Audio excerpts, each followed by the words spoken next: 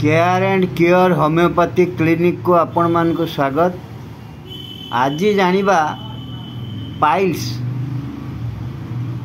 बड़ी बड़ी मलद्वार जो बड़ी हुए से विषय विशेष आलोचना करिबा। आगे जानिबा पाइल्स रो कारण गुड़िक कौन कौन कौन कारण पाई पाइल्स होता है।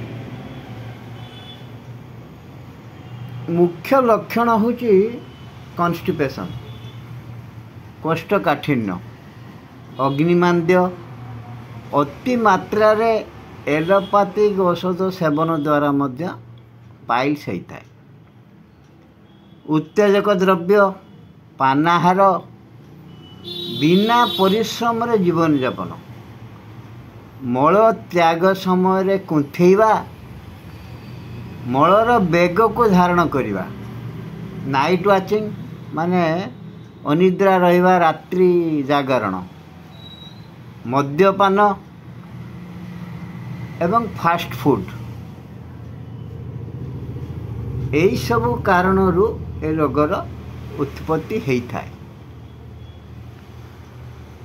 मलद्वारा रे एई रोगरे शिरा गुड़िक स्फीत और वर्धित होई ढीमा ढीमा गोलाकार आकार धारण करी मटर दाना परी रहे एवं यह विशेष जंत्रणादायक होता है।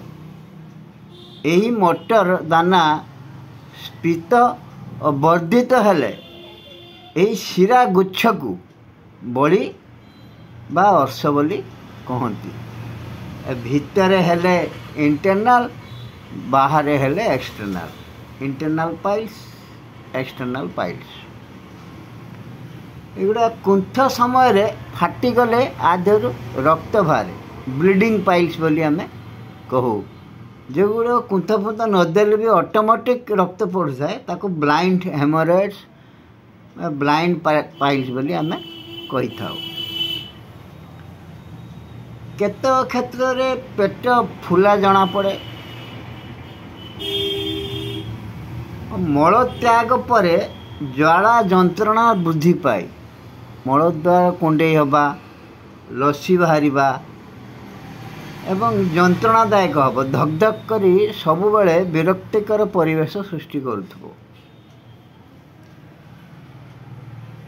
तेणु जीवन शैली चेंज न कले, माने आम लाइफस्टाइल को आम चेंज न कले ए रोगरू मुक्ति मिली न थाए। औषध खाइले भल रहिले, तापर पुणी आपण जदि व्यतिक्रम करेंगे ताले से रोग पुणी हब। उत्तेजक खाद्य पदार्थ रे राति अनिद्रा हेले,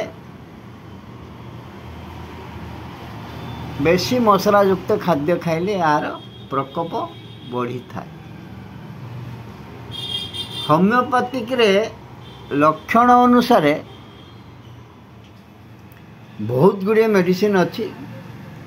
विशेष भाव में किसी मेडिसिन मुझे कहूची, लाइकोपोडियम, स्कूलशिप, नॉक्सभम, राटानहिया, सल्फर, एलोएज, हेमामेलिस